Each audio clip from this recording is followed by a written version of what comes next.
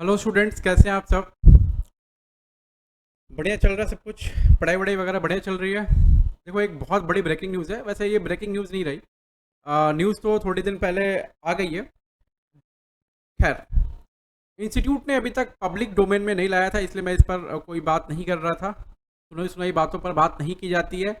जो बात अवेलेबल हो, तथ्यों पर आधारित हो, प्राइमा फेसी हो, उस पर पहले बात करी जाती है। तो इंस्टीट्यूट ने अपना proposed scheme of education and training CA curriculum के लिए पब्लिक डोमेन में पब्लिश कर दिया। आईसीआई ने जो कुछ भी अपना जो प्रपोज्ड न्यू सिलेबस, ऐसा कह लें आप, प्रपोज्ड न्यू सिलेबस को उसने आईसीआई ने पब्लिक डोमेन में पब्लिश कर दिया। और अभी ये पब्लिक कमेंट्स के लिए अवेलेबल है। स्टूडेंट, जो भी स्टूडेंट हैं, उनके पास एक मैसेज आया होगा, उनके फ़ोन में टेक्स्ट मैसेज।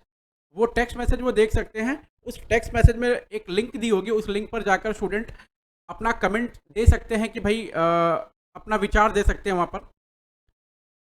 इस प्रपोज्ड न्यू सिलेबस को लेकर के मेंबर्स के पास भी गए हैं, सभी स्टेक होल्डर्स के पास गए हैं। तो ये जो वीडियो है मैं बना रहा हूँ, वो वीडियो उन सभी लोगों के लिए है जो लोग इस फील्ड से रिलेटेड है, और जो लोग सीए फील्ड से हैं, या फिर सीए कोर्स कर रहे हैं, या फिर सीए कोर्स करना चाहते हैं, या फिर सीए कोर्स से रिलेटेड है, या फिर सीए बन भी गए हैं, तो भी उनके लिए ये वीडियो उतना ही बेनिफिशियल है, क्योंकि आपको जानना बहुत ज़रूरी है कि आखिर इंस्टीट्यूट करना क्या चाहता है। ठीक है, इंस्टीट्यूट हमारी मदर बॉडी है।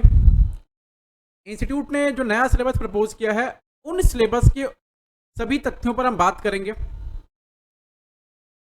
और कब से एप्लीकेबिलिटी होगी, क्या क्या चेंजेस हैं, जो कुछ भी इंस्टीट्यूट ने दिया है डॉक्यूमेंट, उस डॉक्यूमेंट के आधार पर ही हम बात करेंगे।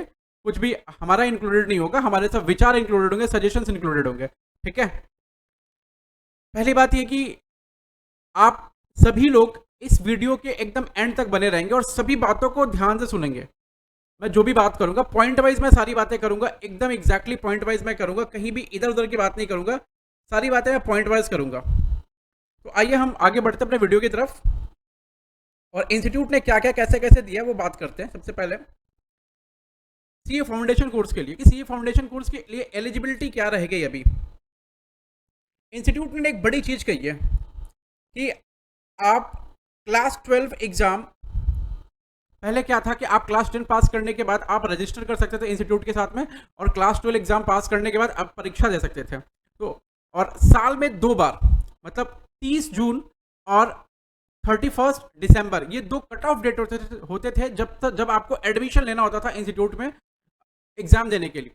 जैसे अगर मान लो आप किसी पर्टिकुलर टर्म में एग्जाम दे रहे हैं, तो आपको उस पर्टिकुलर टर्म के ठीक पहले जो 30 जून आएगा या फिर 31 दिसंबर आएगा, उस दिन तक आपको इंस्टीट्यूट के साथ रजिस्टर कर लेना पड़ता था। ठीक है, लेकिन अभी इंस्टीट्यूट ने क्या किया है, इंस्टीट्यूट ने कहा है कि आप क्लास 10 के बाद रजिस्टर करें, कोई बात नहीं, बढ़िया बात है, वो उसमें कोई चेंज नहीं है। लेकिन इंस्टीट्यूट ने कहा है कि आप क्लास 12 में अपियर करते हैं, उसके बाद आप 4 मंथ की स्टडी पीरियड को आप फुलफिल करिए और फिर आप परीक्षा दे सकते हैं। मतलब जब आप एग्जाम दे रहे हैं, जिस मंथ में आप एग्जाम देंगे, नवंबर में दें, मई में दें, या फिर किसी और मंथ में एग्जाम दें, जैसा इंस्टीट्यूट बोलेगा, उस मंथ में एग्जाम देने के पहले, ठीक पहले आपका 4 महीने का स्टडी पीरियड कंप्लीट हो जाना चाहिए। मतलब इंस्टीट्यूट ने एलिजिबिलिटी क्राइटेरिया में क्या चेंज किया फाउंडेशन लेवल पर, उसने चेंज किया इंस्टीट्यूट ने कि भाई आप एग्जाम देने के पहले 4 मंथ्स की स्टडी पीरियड कंप्लीट कर लीजिए, बस इतना कहा है इंस्टीट्यूट ने। ठीक है, और इंस्टीट्यूट ने कट ऑफ डेट को रिमूव कर दिया है। अभी कट ऑफ डेट नहीं है, मतलब कोई भी कट ऑफ डेट जो है,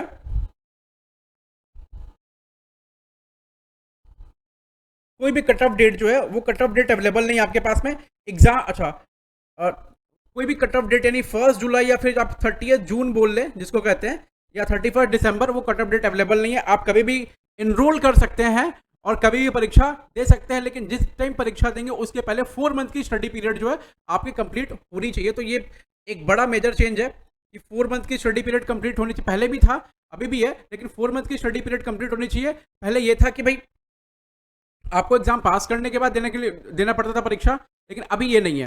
अच्छा, कट ऑफ डेट इन्होंने रिमूव कर दिया है सीए फाउंडेशन में, सबसे बड़ी बात ये है। और कट ऑफ डेट रिमूव किया है, उसका क्या इम्पैक्ट है? उसका इम्पैक्ट ये है कि एग्जामिनेशन जो होगा ना, वो एग्जामिनेशन जो होगा वो या तो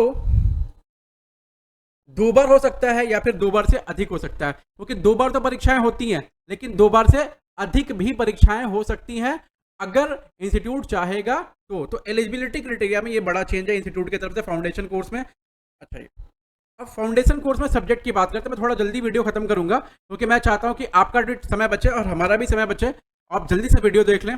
देखें फाउंडेशन कोर्स में क्या चेंजेस करा है इंस्टीट्यूट ने। पहले 4 पेपर होते थे, अभी भी 4 पेपर हो रहे हैं, 1 2 3 4, अभी भी 1 2 3 4। तो सर इंस्टीट्यूट ने चेंज क्या करा है फाउंडेशन में सब्जेक्ट्स में। देखो इंस्टीट्यूट ने 100 मार्क्स का अकाउंटिंग का पेपर पहले था, अभी भी 100 मार्क्स का अकाउंटिंग का पेपर है, और इंस्टीट्यूट ने उस अकाउंटिंग के पेपर में कुछ चेंजेस करने का संकेत दिया है। और ये संकेत कैसे मिलता है मैं आगे बात करूंगा, जब इंटर के पेपर की बात करूंगा तब उसमें पता चलेगा कि उन्होंने संकेत क्या दिया है कि चेंजेस हो सकते हैं।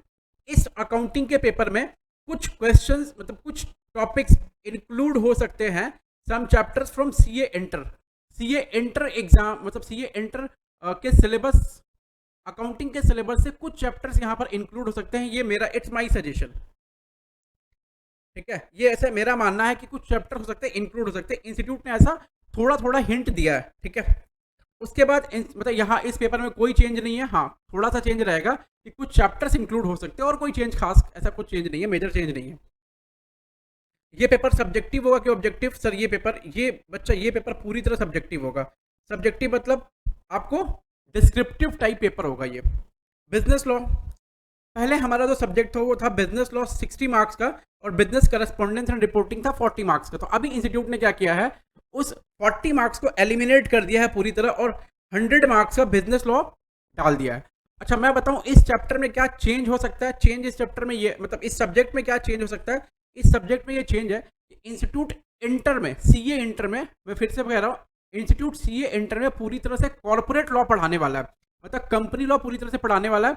इसलिए इंस्टीट्यूट शायद वहां से बिजनेस लॉ के चैप्टर्स रिमूव कर दे, और बिजनेस लॉ के चैप्टर्स रिमूव करके इंस्टीट्यूट उन चैप्टर्स को यहां पर ऐड कर दे। आई गेस शायद उन चैप्टर्स को इंस्टीट्यूट यहां पर ऐड कर दे, मतलब सीए इंटर से कुछ चैप्टर्स आ सकते हैं, जैसे मान लो नेगोशिएबल इंस्ट्रूमेंट एक्ट आ सकता है, ये एक बढ़िया लॉ है। 75 या 76 सेक्शन तक होता था इंटर में, आई मीन फाउंडेशन में हमारा आईसीए इंडियन कॉन्ट्रैक्ट एक्ट, उसको पूरा कर सकते हैं वो लोग। जितना इंडियन कॉन्ट्रैक्ट एक्ट है वो पूरा इंडियन कॉन्ट्रैक्ट एक्ट डाल सकते हैं इसके अंदर, और भी वो 2 4 5 लॉ था शायद, अगर इंटरप्रिटेशन ऑफ स्टैट्यूट्स हुआ तो वो डाल देंगे। तो कुछ लॉ ऐसे हो सकते हैं वो डाल सकते हैं, ठीक है, इस पर्टिकुलर पेपर में। और ये पेपर अब 100 नंबर का रहेगा, और 100 नंबर का ये पेपर डिस्क्रिप्टिव टाइप रहेगा, मतलब सब्जेक्टिव पेपर रहेगा ये 100 नंबर का पूरी तरह से, ठीक है। इसके अंदर में क्या क्या रहेगा, केस स्टडी बेस्ड क्वेश्चन जैसे आते हैं वैसे आएंगे, कुछ डायरेक्ट क्वेश्चन जो आते हैं वो आएंगे, और कुछ 2 मार्क्स वाले क्वेश्चन जो आते हैं वो आएंगे। ये 2 पेपर सब्जेक्टिव पेपर रहेगा, ये 2 पेपर जैसे होता था वैसे ही होगा, बस चेंजेस थोड़े थोड़े चेंजेस हैं जो मैंने आपको समझा दिए, ठीक है। उसके बाद तीसरा पेपर जो है उसका नाम था business mathematics and logical reasoning and statistics. अभी उसका नाम इन्होंने कर दिया क्वांटिटेटिव एप्टीट्यूड, तो ये क्वांट बना रहा है इसको, business mathematics logical reasoning and statistics. तो नाम चेंज किए हैं, शायद अंदर का कंटेंट भी चेंज होना चाहिए, ठीक है। अगर होगा तो होगा, मेरे को लगता है अंदर का कंटेंट थोड़ा चेंज नहीं होगा, हो सकता है कुछ रिलेवेंट चीजें हो सकता है डालें ये लोग। तो ये पेपर अभी तक का जो खबर है उसके हिसाब से सेम है। इंस्टीट्यूट ने सिलेबस जो है क्या रहेगा, अंदर कंटेंट क्या रहेगा, वो अभी तक इंस्टीट्यूट ने डिस्क्लोज नहीं किया, उस पर बात नहीं हुई है, ठीक है। उसके बाद हमारे पास एक पेपर है जिसका नाम बिजनेस इकोनॉमिक्स, 60 मार्क्स से पहले होता था, and business and commercial knowledge 40 marks का होता था। अब इंस्टीट्यूट क्या कर रहा है, इंस्टीट्यूट चाहते हैं कि आप अब बिजनेस एंड कमर्शियल नॉलेज को ना पढ़ें, ठीक है, वो आप प्रैक्टिकल ट्रेनिंग के दौरान ही आप सीख लें। और बिजनेस इकोनॉमिक्स एक 100 मार्क्स का पेपर जो है इंस्टीट्यूट आपके लिए बनाकर रखें, और उसमें कुछ पोर्शन हो सकता है इकोनॉमिक्स फॉर फाइनेंस जो सीए इंटर में होता था पेपर, उसके भी इंक्लूड करेंगे कुछ पोर्शंस, ताकि इसको पूरा 100 नंबर का बनाया जा सके। अभी 60 नंबर का है, अभी 60 नंबर का है, फिर इसको 100 नंबर का बनाया जाएगा थोड़ा सा, और ये बढ़िया पेपर बनेगा। अच्छा ये दोनों पेपर 3 और 4 जो पेपर हमारे हैं वो एमसीक्यू बेस्ड होंगे, ये 3 और 4 पेपर जो है एमसीक्यू बेस्ड होंगे। आगे चलते हैं, आगे क्या बताया जा रहा है। एलिजिबिलिटी क्राइटेरिया के बारे में मैंने बात करी आपसे। उसके बाद वैलिडिटी ऑफ रजिस्ट्रेशन, ये कह रहे हैं कि इंस्टीट्यूट कह रहे हैं कि भाई जब भी आप रजिस्टर करते हैं ना इंस्टीट्यूट में, तो फाउंडेशन का जो रजिस्ट्रेशन होता है वो 3 सालों तक वैलिड रहता है। मतलब अगर मान लो कि किसी ने आज रजिस्टर किया और तो आज से लेकर 3 साल तक उसका फाउंडेशन का रजिस्ट्रेशन वैलिड रहेगा। उसको 3 साल में एग्जाम पास करके इंटर में चले जाना है। अगर वो 3 साल में एग्जाम पास करके इंटर में नहीं चला जाता है तो उसको फिर रीवैलिडेशन कराना पड़ेगा अपना रजिस्ट्रेशन। अच्छा, रीवैलिडेशन की फीस 500 या 250 या 1000 रुपये कुछ लगती है, मेरे को एकदम ठीक से याद नहीं है। वो फीस दे करके आप रीवैलिडेशन करा सकते हैं। लेकिन अब ये जो करंट सिनारियो है वो ये हट गया। अब नया सिनारियो जो है उसके अनुसार 4 ईयर का आपको रजिस्ट्रेशन मिलेगा। 4 ईयर का रजिस्ट्रेशन मिलेगा। आपने आज रजिस्टर किया, आज रजिस्टर करने के बाद आप 4 सालों तक आपका रजिस्ट्रेशन वैलिड रहेगा बेटा। मतलब आज रजिस्टर करने के बाद आपका रजिस्ट्रेशन 4 सालों तक वैलिड रहेगा। उन 4 सालों में आपको इंस्टीट्यूट के द्वारा कंडक्ट किए गए सीए फाउंडेशन के एग्जाम को पास कर लेना है। अगर आपने पास कर ली तो वेल एंड गुड और आप इंटर में प्रमोट हो जाएंगे। नहीं तो फिर इंस्टीट्यूट कहता है कि भाई नो रिवैलिडेशन। इंस्टीट्यूट कहता है कि मैं रिवैलिडेशन नहीं करने दूंगा। मतलब आप जाओ, आपका हो गया। लेकिन लेकिन लेकिन लेकिन रुकना अभी इंस्टीट्यूट ने एक चीज बहुत अच्छी करी है। कहीं इंस्टीट्यूट ने किया ऐसा कि अगर मान लो किसी भी स्टूडेंट का 4 साल में अनफॉर्चुनेटली क्लियर नहीं हुआ तो इंस्टीट्यूट उसको बाय बाय तो बोल देगा, बोले कि नो रिवैलिडेशन इज अलाउड। लेकिन इंस्टीट्यूट उसको डायरेक्ट एंट्री रूट के थ्रू आने के लिए बोलेगा आफ्टर 4 इयर्स। मतलब you can take admission by direct entry route after 4 years. तो इंस्टीट्यूट ने यहां पर एक दरवाजा खोल दिया है। ठीक है, चलो ठीक है, किसी वजह से किसी का नहीं हुआ तो फिर वो 4 साल के बाद डायरेक्ट एंट्री रूट के थ्रू आ सकता है। अच्छा, आप सोचिए कि ऐसा इंस्टीट्यूट ने क्यों किया, क्या रीजन था इंस्टीट्यूट का ऐसा करने का। देखिए, इंस्टीट्यूट चाहता है कि भाई जो सीरियस कैंडिडेट होंगे ना, जो मैं तो देखो मैं इसके फेवर में हूँ, मतलब मैं तो पहले से कहता था हमेशा से कि स्क्रीनिंग को टफ करिए। अगर स्क्रीनिंग टफ हो जाएगी तो जो क्वालिटी लोग हैं वही सिर्फ एंटर कर पाएंगे। स्क्रीनिंग टफ हो जाएगी तो वही लोग एंटर कर पाएंगे जो सीरियस कैंडिडेट्स हैं। जो सीरियस कैंडिडेट्स है वही एंटर कर पाएंगे। तो सीरियस कैंडिडेट्स ऑलरेडी पास हो जाएंगे ना तुरंत के तुरंत। आप समझे, स्क्रीनिंग टफ कर दी इंस्टीट्यूट ने यहाँ पर। उसके बाद वैलिडिटी ऑफ रजिस्ट्रेशन हो गया। पासिंग क्राइटेरिया क्या है, हे भगवान, पासिंग क्राइटेरिया में इंस्टीट्यूट ने बहुत बड़ा गेम खेला। अब मैं क्या बताऊं आपको, पासिंग क्राइटेरिया में इंस्टीट्यूट ने क्या किया। इंस्टीट्यूट ने बहुत बड़ा चेंज पासिंग क्राइटेरिया में, बहुत बड़ा चेंज जो है ना देखने को मिल रहा पासिंग क्राइटेरिया में। पहले क्या था पासिंग क्राइटेरिया, क्या 40% मार्क्स ला लो हर सब्जेक्ट में और टोटल में 50% ला लो टोटल में।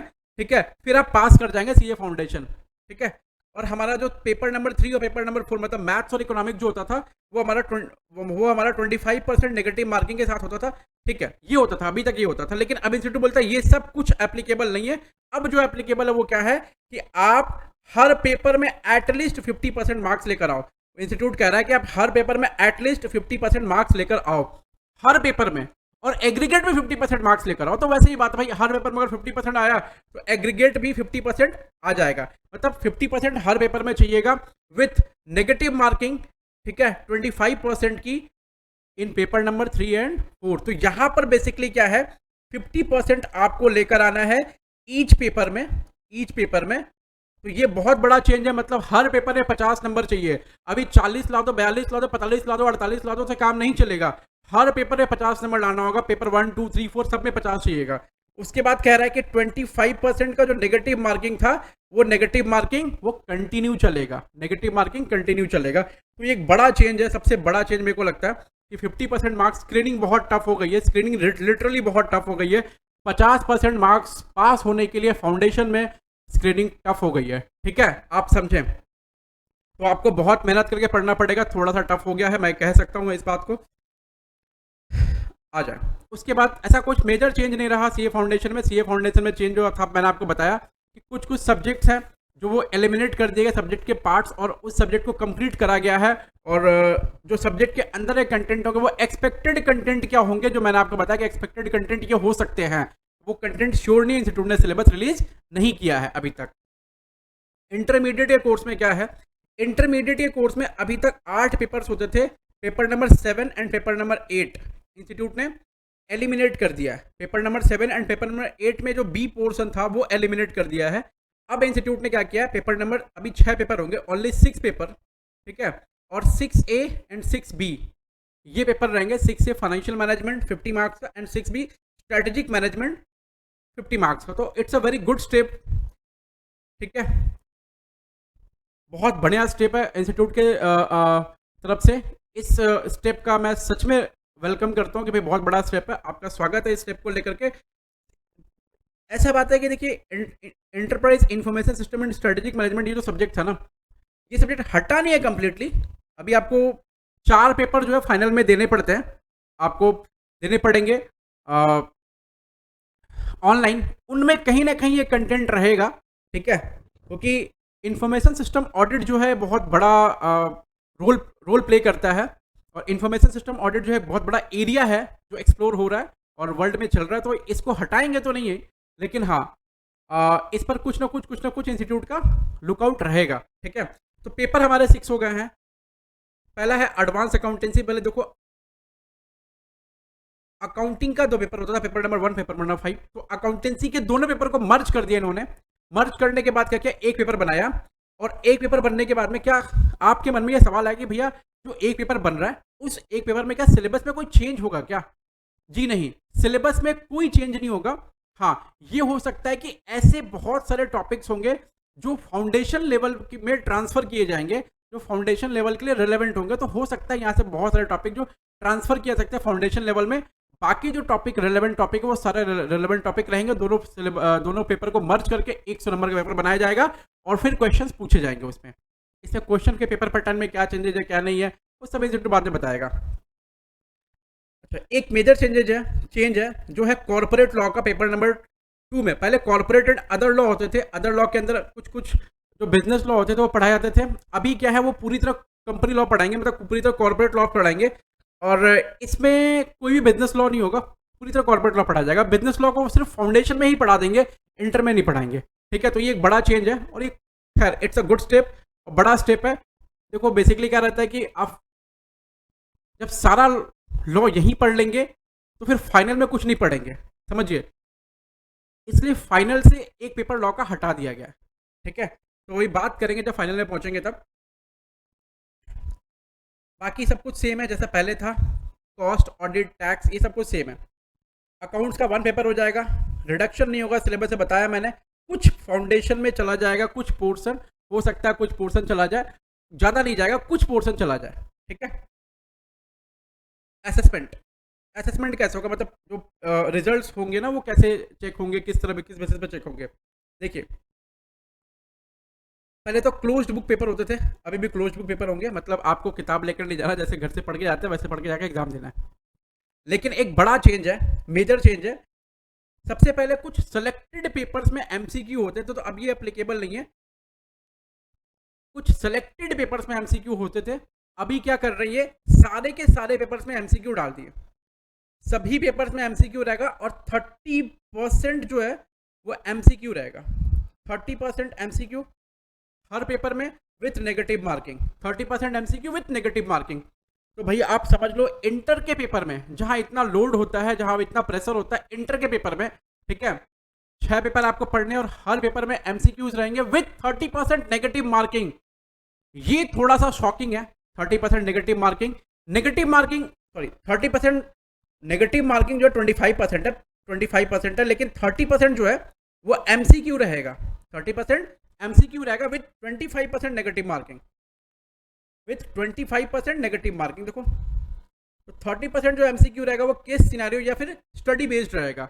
तो भाई इस पर बात करूंगा मैं कि क्या हो सकता है क्या नहीं हो सकता। खैर ये एक बड़ा मेजर स्टेप है इंस्टीट्यूट का, इसमें थोड़ा सा रिलैक्सेशन इंस्टीट्यूट को देना चाहिए। अभी देखो इंस्टीट्यूट क्या करता है नहीं करता है, ठीक है। मिनिमम स्टडी पीरियड कहने का क्या मतलब है कि फाउंडेशन रूट से अगर आएंगे तो कोई चेंज नहीं है, आप इंटर पास करके आए, और जैसे आप 8 मंथ का स्टडी पीरियड मिलता था आपको, 8 मंथ का स्टडी पीरियड मिलेगा, आप उसके 8 मंथ के बाद आप इंटर का एग्जाम दे सकते हैं।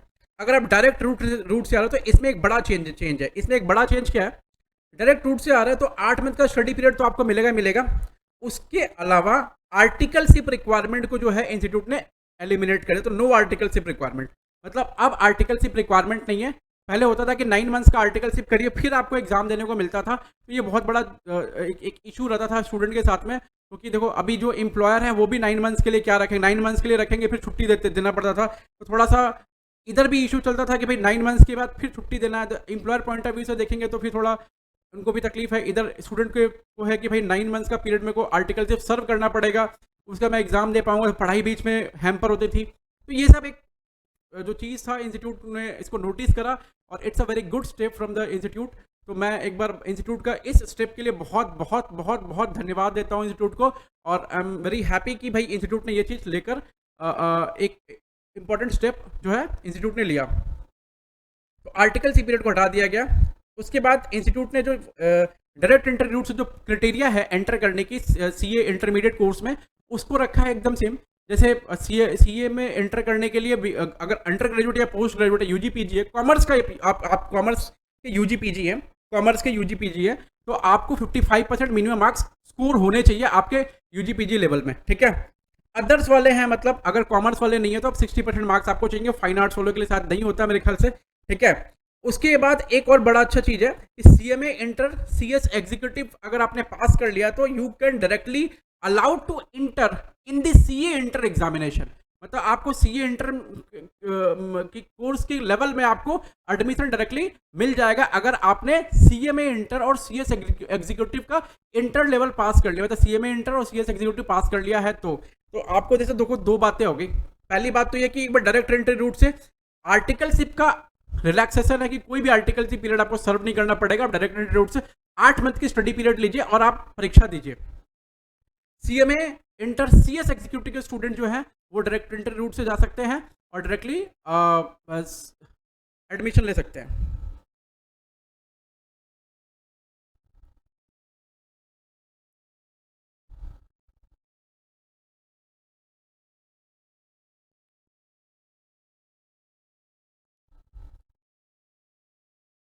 उसके बाद वैलिडिटी ऑफ रजिस्ट्रेशन देखो ना, पहले 4 साल का रजिस्ट्रेशन वैलिड होता था इंटर में, उसके बाद आप रीवैलिडेशन कभी भी करा सकते थे विदाउट एनी रेस्ट्रिक्शन, लेकिन अब यहाँ पर क्या है, लिमिट है। अब यहाँ पर रीवैलिडेशन के लिए एक लिमिट है, मतलब इंस्टीट्यूट कहता है कि आप रीवैलिडेशन तो कराइए, ठीक है, लेकिन आप सिर्फ एक बार करा सकते हैं, एक बार, वन टाइम, आप वन टाइम करा सकते हैं, उसके बाद आप रीवैलिडेशन नहीं करा सकते। 5 साल का पहला आपको रजिस्ट्रेशन मिलेगा, मतलब 5 साल मतलब अगर अभी के हिसाब से देखो तो 10 अटेम्प्ट, उसके बाद आप सिर्फ रीवैलिडेशन करा सकते हैं 5 सालों के लिए एक बार, ठीक है। इसमें एक बड़ा मेजर चेंज है, तो इंस्टीट्यूट ने कहा कि अगर ये 2 बार 5 साल में क्लियर नहीं हुआ तो टाटा बाय बाय, फिर आप परीक्षा नहीं दे सकते। पास परसेंटेज में जो है कोई चेंज नहीं है, जैसा यहाँ पर चल रहा था वैसा ही चलेगा। 40% मार्क्स इन ईच पेपर और 50% मार्क्स इन एग्रीगेट, ये जो चल रहा था ये ऐसा ही चलेगा, एकदम सेम, कोई इसमें बड़ा चेंज नहीं है। लेकिन एक बड़ा चेंज जो आ रहा है वो एग्जाम्शन को लेकर के आ रहा है, एग्जाम्शन को लेकर के एक बड़ा चेंज आया है। बड़ा चेंज क्या आया है एग्जाम्शन को लेकर के, अगर किसी व्यक्ति ने, किसी स्टूडेंट ने 60% मार्क्स स्कोर कर लिया, 60% मार्क्स किसी पेपर में, तो वो एग्जाम्ड हो जाएगा आने वाले 3 अटेम्प्ट के लिए, उस पेपर में एग्जाम्प्ट हो जाएगा। उसके बाद इंस्टीट्यूट उसको पास डिक्लेयर कर देगा उस पेपर में, और फिर उसके बाद उसको 50% मार्क्स ले आने होंगे ईच पेपर में, उस ग्रुप के ईच पेपर में पास होने के लिए, ठीक है। अभी तक तो इतनी इंफॉर्मेशन अवेलेबल है। देखो यहाँ मैंने लिख भी रखा है ऑलरेडी कि नेक्स्ट 3 अटेम्प्ट तक 60% मार्क्स अगर रहेगा तो आप एग्जेम्प्टेड रहेंगे उस पेपर से, और इंस्टीट्यूट फिर आपको पास कर देगा। लेकिन हाँ, पास करने के साथ साथ उसका कंडीशन है कि पास कर दूंगा तो, लेकिन वो ग्रुप पास करने के लिए आपको 50% मार्क्स ईच पेपर में लेकर आना ही होगा। तो 50% मार्क्स लेकर के आना होगा, और ये थोड़ा टफ हो जाता है कि हर पेपर में 50 नंबर से ऊपर लेकर आना इंटर लेवल में, ठीक है। तो ये एक बड़ा जैसे इशू है, और ये पहले सीएस प्रोफेशनल में चलता था, ठीक है, सीएस के एग्जाम्स में। अच्छा, एक ऑप्शन और भी है स्टूडेंट के पास कि स्टूडेंट चाहे तो 3 अटेम्प्ट के बाद में उसको सरेंडर कर सकता है। स्टूडेंट में however opt to surrender the exemption after 3 attempt. तो अगर स्टूडेंट चाहे कि भाई मेरे को नहीं चाहिए ये 60%, क्योंकि उसका 50 नंबर किसी भी पेपर में 50 नंबर से नीचे आ सकता है, तो उस केस में क्या होगा कि वो चाहे तो उसको सरेंडर कर सकता है और सेफ खेल सकता है, फिर कोई दिक्कत नहीं है। लेकिन अगर उसने ऑप्ट कर लिया एग्जामिशन 3 अटेम्प्ट के बाद, मतलब 3 अटेम्प्ट तक आप कुछ भी करो अलाउड है, ठीक है, 60% ले लो, किसी में भी 50 से नीचे भी आया, अगर 40 से ऊपर आया तो आप पास डिक्लेयर करेंगे, ठीक है, पास डिक्लेयर रहेंगे। लेकिन अगर मान लो आपने 3 अटेम्प्ट के बाद वो फिर ले लिया एग्जामिशन, तो आपको 50 नंबर हर एक पेपर में लेकर आने होंगे। ये देखो एक बड़ा चीज है इंस्टीट्यूट ने किया भाई, ये एक मेजर चेंज है, ये सच में एक मेजर चेंज है इंस्टीट्यूट ने किया। अब इस पर थोड़ा सोचने वाली बात है, देखो अभी स्टूडेंट कैसे इस पर रिएक्ट करते हैं, ये एक देखने वाली बात है बेटा। चलो आगे बढ़ते हैं। लेकिन हाँ, सरेंडर का जो ऑप्शन है ना इंस्टीट्यूट ने दिया है, सरेंडर कर सकते हैं आप, कोई दिक्कत नहीं है। नाउ फाइनल, तो फाइनल में क्या क्या चेंजेज हो गए, तो फाइनल में एक बड़ा चेंज हुआ है, और मेरे को थोड़ा शॉक मतलब लगा है कि फाइनल में ये जो चेंज हुआ ऐसा क्यों किया गया है, ठीक है। चलो एक चीज़ तो ठीक है कि corporate law and economic law जो इंस्टीट्यूट पढ़ा रहा था, पहले देखो क्या चेंज हुआ, पहले देख लो। सबसे पहले इंस्टीट्यूट के पास में ये 8 पेपर हुआ करते थे, ठीक है, 8 पेपर हुआ करते थे इंस्टीट्यूट के पास में। अब इंस्टीट्यूट इन 8 पेपर, इन मतलब इसको लेकर के 8 पेपर, अब इंस्टीट्यूट सिर्फ और सिर्फ 6 पेपर का एग्जाम लेगा, ऐसा कह रहा है, ठीक है। तो भाई इंस्टीट्यूट 6 पेपर का एग्जाम लेगा, ये कह रहा है। इसके बाद ना 4 पेपर और है जो आपको ऑनलाइन देने हैं, 4 पेपर, तो इसका मतलब टोटल 10 पेपर हो गया। वो तो क्या टोटल 10 पेपर, मतलब 6 पेपर वो रिटर्न लेंगे, 4 पेपर ऑनलाइन लेंगे, 10 पेपर हो जाएगा। ये सिर्फ 6 पेपर दिख रहा है, 4 पेपर ऑनलाइन होंगे, ठीक है। अब वो ऑनलाइन कैसे होगा, किस तरह होगा, क्या क्राइटेरिया रहेगा, उसका सिलेबस कैसे डिजाइन होगा, वो इंस्टीट्यूट आपको बाद में बताएंगे, क्योंकि वो जब भी इनका नोटिफिकेशन वगैरह आएगा वो आपको एज एंड व्हेन पता चल जाएगा। तो अभी जो सब्जेक्ट है उसमें क्या क्या चेंजेस है, क्या क्या चेंजेस नहीं है, देखिए फाइनेंशियल रिपोर्टिंग जो था हमारा 100 मार्क्स है, जिसमें पूरा इंडियस पढ़ते हैं, एकदम रगड़ के इंडियस पढ़ते हैं, ठीक है, वो सारा कुछ इसमें है। उसके बाद एडवांस फाइनेंशियल मैनेजमेंट, पहले स्ट्रेटेजिक फाइनेंशियल मैनेजमेंट था, अभी एडवांस फाइनेंशियल मैनेजमेंट कर दिया। नाम क्यों चेंज करा गया है मेरे को नहीं आइडिया है, थोड़ा सा समझ नहीं आ रहा है। हो सकता है स्ट्रेटेजिक फाइनेंशियल मैनेजमेंट चेंज इसलिए किया गया हो क्योंकि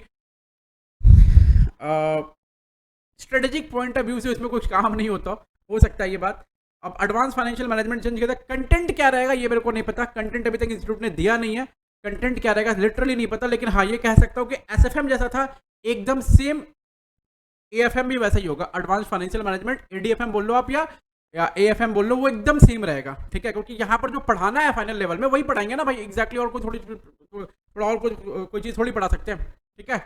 तो वही पोर्टफोलियो मैनेजमेंट, वही फॉरेक्स, वही डेरिवेटिव्स, और वही आपका इक्विटी वैल्यूएशन, वही आपका बॉन्ड वैल्यूएशन, यही सब चलेगा। और कुछ अगर इंक्लूड हो सकता है इंस्टीट्यूट तो इंक्लूड करेंगे, ठीक है।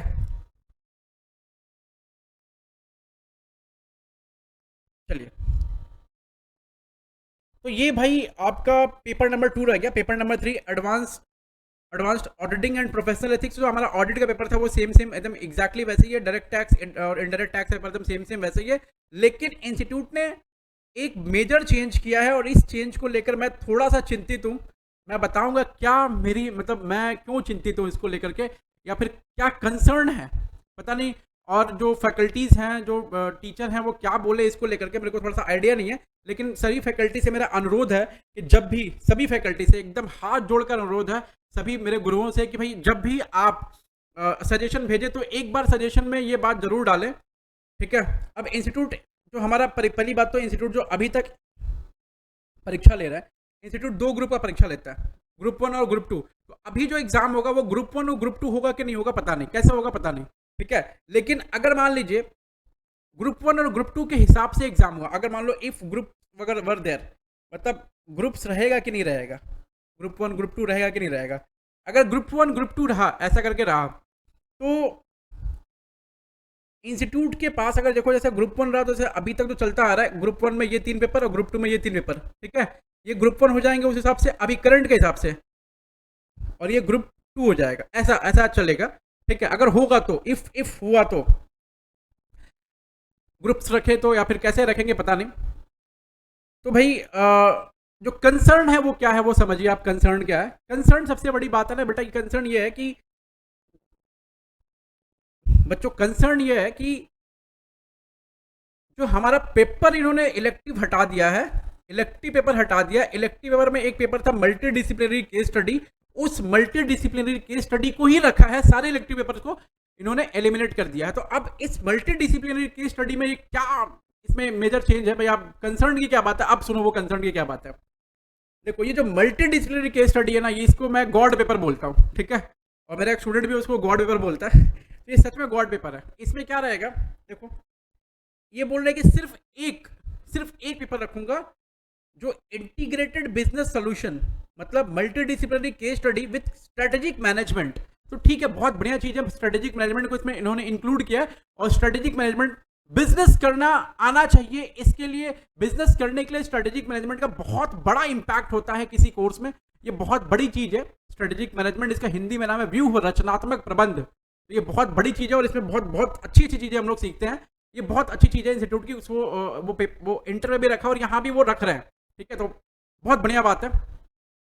लेकिन इसमें कंसर्न की बात क्या है कि सिर्फ एक पेपर रहेगा, लेकिन इसमें FR, DT, IDT, SM, FM और ऑडिट, इन सबके कंटेंट को मिलाकर के एक जगह पूछा जाएगा। अब आप एक बात सोचो, अगर ग्रुप वाइज एग्जाम हुआ तो ग्रुप 1 में अगर पेपर आ गए FR, एडवांस फाइनेंशियल मैनेजमेंट और ऑडिटिंग, ठीक है, ये 3 पेपर देगा कोई बच्चा, और ये ग्रुप 2 आ गया, ठीक है, ग्रुप 2 में पेपर नंबर 4, 5, 6 देगा बच्चा कोई, ठीक है, ऐसा रहेगा। तो अगर मान लो कोई बच्चा पहले बार ग्रुप 2 ही देना चाहता है, तो उसने ग्रुप 1 के डिविजन नहीं लिए, मतलब 1, 2, 3 के नहीं लिया और 1, 2, 3 पढ़ भी नहीं रहा। लेकिन इस जो केस स्टडी अभी तक जो केस ये जो हमारा जो पेपर है, उस पेपर में अभी तक की जो केस स्टडीज मैंने देखी हैं, उन सभी केस स्टडीज में सारे के सारे सब्जेक्ट से कुछ ना कुछ मिला हुआ भाई। तो अगर कोई ग्रुप 1 नहीं दे रहा है, उसने सिर्फ ग्रुप 2 दे रहा है, ग्रुप 2 की पढ़ाई उसने करी है, तो उस केस में वो FR, ऑडिट और फिर फाइनेंशियल मैनेजमेंट, जो एडवांस फाइनेंशियल मैनेजमेंट है AFM, उसके कंटेंट अगर आ गया, उसके क्वेश्चंस आ गए, तो फिर वो कैसे करेगा। क्योंकि देखो मैं बता रहा हूँ, CA फाइनल लेवल में ये एकदम हाईएस्ट लेवल है हमारा CA कोर्स का, और यहाँ जाकर के चरम पे सब कुछ पहुंच जाता है। इसके बाद कुछ नहीं पढ़ना है, चरम पे है, मतलब सब कुछ ऊपर है, अब हो गया। तो अगर कोई चीज ऐसा आ जाए जो उधर से आ जाए 3 पेपर से, तो फिर वो बंदा कैसे अटेम्प्ट करेगा उसको, क्योंकि यहाँ पर इन डेप्थ नॉलेज चाहिए हर चीज की, और सिर्फ ऊपर से पेज पलट के पढ़ने से नहीं होगा। तो ये एक मेजर कंसर्न है, भगवान जाने ये कैसे इसको डील किया जाएगा। मेरे को भी सच में लिटरली कुछ नहीं समझ आ रहा है इसको लेकर के, स्पेशली मेरा कंसर्न इसके ऊपर में है। अब किसी फैकल्टी या फिर किसी स्टूडेंट ने इसको नोटिस किया कि नहीं किया नहीं पता, लेकिन मैंने नोटिस किया, और कल 1-2 दिन पहले मेरे एक स्टूडेंट से बात भी हो रही थी, तो उस पर ये बात चली भी कि भाई ये कैसे होगा, फिर अब देखो कैसे हो सकता है क्या। खैर 4-6 पेपर आपके रिटर्न रहेंगे, और 2 पेपर जो 4 पेपर जो आपके ऑनलाइन होने वाले हैं। इंस्टीट्यूट ने इकोनॉमिक लॉ का पेपर हटा दिया है, कॉर्पोरेट एंड इकोनॉमिक लॉ का, और SCMPE हटा दिया है। तो भाई इंस्टीट्यूट से कहना ये है कि ठीक है आपने ये दोनों हटा दिया, चलो ये बढ़िया बात है, कोई दिक्कत नहीं है, थोड़ा लोड फैक्टर कम हुआ। लेकिन SCMPE एक ऐसा सब्जेक्ट है जिसका जो थोड़ा मैनेजरियल टाइप का चीज़ सिखाता है आपको, उसका वो एनालिटिकल स्किल्स को डेवलप करता है और ज़्यादा। तो शायद ये सब्जेक्ट किसी और तरह से, या फिर इस सब्जेक्ट के कंटेंट कुछ ना कुछ, या फिर कुछ ऐसी चीज़ें जो एनालिटिकल स्किल्स सिखाएं बिजनेस के बारे में, वो चीज़ें अगर इसमें हैं तो बहुत बढ़िया चीज़ है। कहीं कोर्स में रखें वो चीज़, अगर तो है तो बढ़िया चीज़, अगर नहीं है तो फिर दिक्कत है थोड़ी सी, आपको रखनी चाहिए। वैसे इंस्टीट्यूट ने कहा है कि पेपर 4, पेपर 5 और 2 पेपर और हैं, वो आपको ऑनलाइन एग्जाम के थ्रू देने पड़ेंगे। तो ये पेपर हटे नहीं है, बेसिकली ये पेपर हटे नहीं है, ये पेपर अवेलेबल हैं ऑनलाइन। इसके ऑनलाइन एग्जाम होगा, इसका भी ऑनलाइन एग्जाम होगा। अब ये ऑनलाइन एग्जाम कैसा होगा, किस तरह से होगा, इंस्टीट्यूट बाद में नोटिफिकेशन लेकर आएंगे, जब सिलेबस को वो पूरी तरह सिलेबस को जब पब्लिक डोमेन में डाल देंगे पूरी तरह कि भाई देखिए कंटेंट ये हमारा सिलेबस, जब लॉन्च हो जाएगा कोर्स पूरी तरह, तब वो अपने हिसाब से उसको करेंगे, ठीक है। तो और भी कुछ खास चेंज तो नहीं है यहाँ पर, यही सब है, ठीक है। आगे बढ़ते हैं। मैनर ऑफ असेसमेंट, तो मैनर ऑफ असेसमेंट सेम है, जैसा पहले था वैसा ही है, लेकिन सिर्फ और सिर्फ एक बड़ा चेंज ये है कि यहाँ पर भी 30% नेगेटिव 30% MCQ रहेगा जो अभी भी था, लेकिन एक नया चीज़ है जो नेगेटिव मार्किंग। तो भाई मेरे को ना थोड़ा सा ये चीज़ एकदम थोड़ा सा एकदम मेरे को ये चीज़ थोड़ा सा टेंशन दे रहा है, मतलब कंसर्न वाली चीज़ है कि भाई कैसे होगा ये, आप समझ रहे हो। और सारे पेपर्स में तो ठीक है, चलो सारे पेपर्स में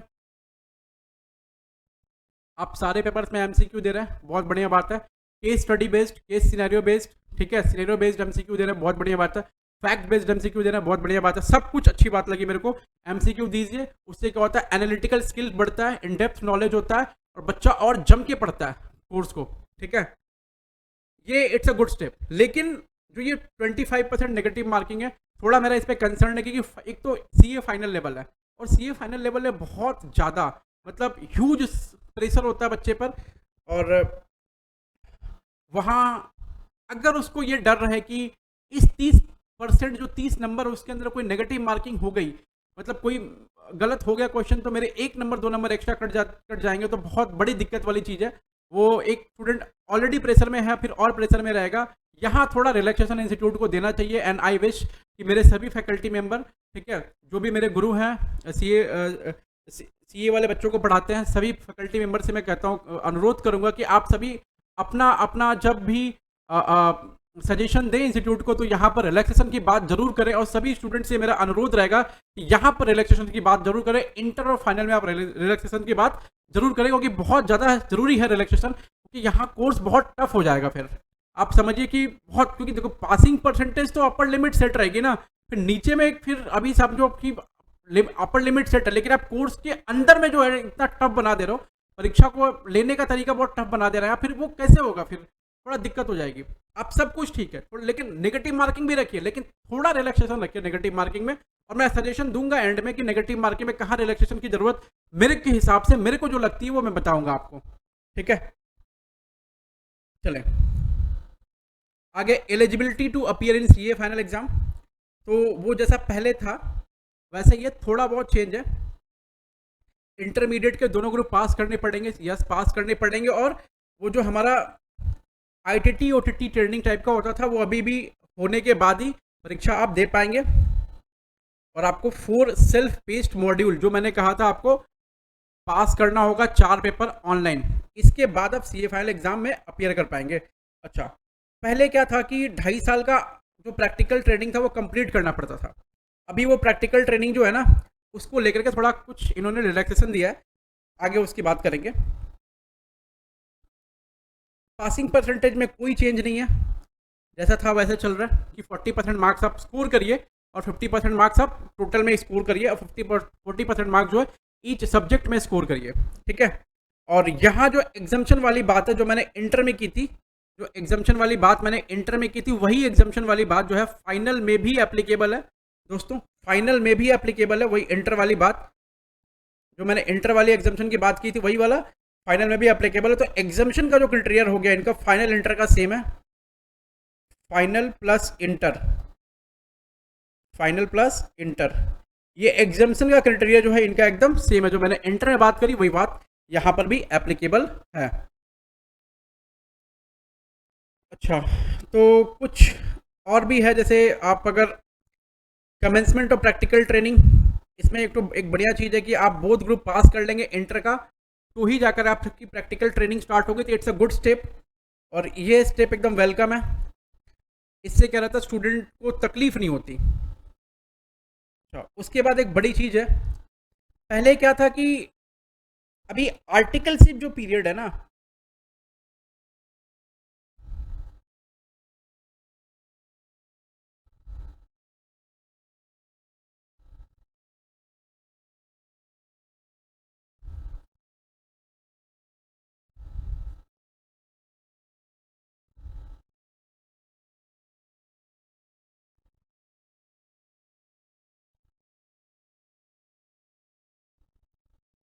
तो अभी जो लीव और आर्टिकलशिप का थोड़ा सा इशू है, वो उन्होंने ठीक कर दिया है कि आर्टिकलशिप पीरियड जो है पहले 3 साल का होता था, अभी आर्टिकलशिप पीरियड 2 ईयर्स का होगा, ठीक है, सिर्फ 2 साल का होगा।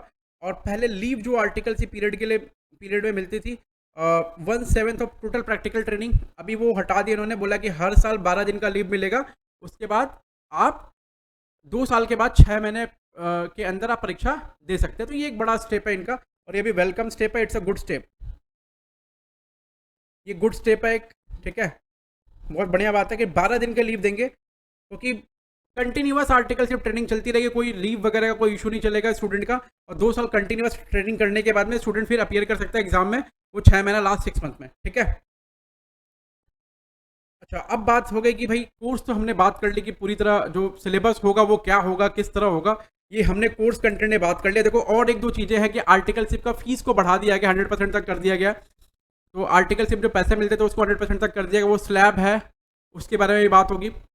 अब देखो उसके बारे में बात अभी नहीं कर रहा मैं, क्योंकि वो बेसिकली स्लैब है, अभी क्या अप्लीकेबिलिटी आएगी क्या नहीं आएगी उस पर फाइनल बात इंस्टीट्यूट क्या करेगा नहीं करेगा वो पता नहीं, ठीक है। मेरा सजेशन कुछ जो है वो एक बार थोड़ा आप देखें कि मेरा सजेशन क्या है। मेरे हिसाब से अकॉर्डिंग टू मी, इंस्टीट्यूट को और केस स्टडी बेस्ड या फिर scenario based question each level में पूछने चाहिए इन ईच पेपर।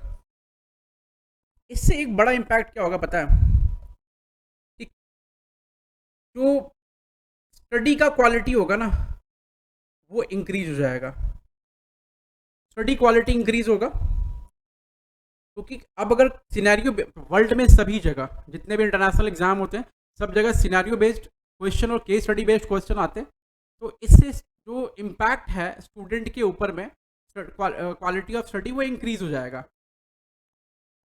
उसके बाद वैसे इंस्टीट्यूट पूछ रहा है, आप ऐसा इसको और भी अगर चाहे तो कर सकते हैं।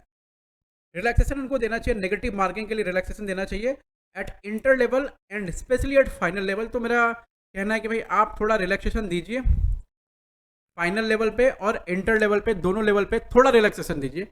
देखिए 10%, 15%, 20% जो भी हो सकता है आप रिलैक्सेशन दीजिए नेगेटिव मार्किंग को लेकर के, ठीक है।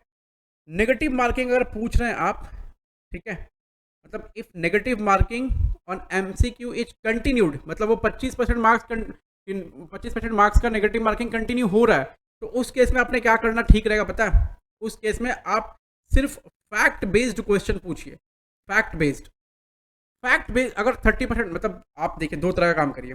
मेरा ये सजेशन है मेरा कि अगर आप 25% MCQ 25% नेगेटिव मार्किंग रख रहे हैं तो फैक्ट बेस्ड क्वेश्चन पे नेगेटिव मार्किंग रखिए, केस बेस्ड और सिनेरियो बेस्ड पे नेगेटिव मार्किंग मत रखिए। क्योंकि फैक्ट बेस्ड क्वेश्चन क्या है, जैसे लिमिट्स हो गया, ठीक है, टाइम लिमिट हो गया, ड्यूरेशन हो गया, ये सब एकदम डायरेक्टली स्टूडेंट को याद होगा तो लिखेगा, नहीं याद होगा तो फिर वो गलत अगर टिक मारेगा तो उसकी नेगेटिव मार्किंग हो जाएगी। तो ये एक चीज़ कंसिडर कर सकता है इंस्टीट्यूट। और केस बेस्ड क्वेश्चन जो रहेगा, जो सिनेरियो बेस्ड क्वेश्चन है उसमें नेगेटिव मार्किंग नहीं रखे तो बेटर होगा। उसके बाद SCMP एक सब्जेक्ट है जो सब्जेक्ट थोड़ा मैनेजरियल एट्रीब्यूट्स सिखाता है हमें, उस सब्जेक्ट को कहीं ना कहीं इंक्लूड करें तो स्ट्रेटेजिक मैनेज, मेरे को लगता है इस सब्जेक्ट का जो सब्जेक्ट तो इंक्लूडेड है ये इंक्लूडेड है, और इस सब्जेक्ट का एप्लीकेशन शायद मैनेजमेंट में जो है ना वो दिख रहा है। स्ट्रेटेजिक मैनेजमेंट दोनों लेवल पे, फाइनल और इंटर दोनों लेवल पे थोड़ा बहुत रखा है उन्होंने, ठीक है। तो शायद ये एक देख सकता है इंस्टीट्यूट, अगर चाहे तो इंस्टीट्यूट देख सकते हैं इसमें क्या हो सकता है।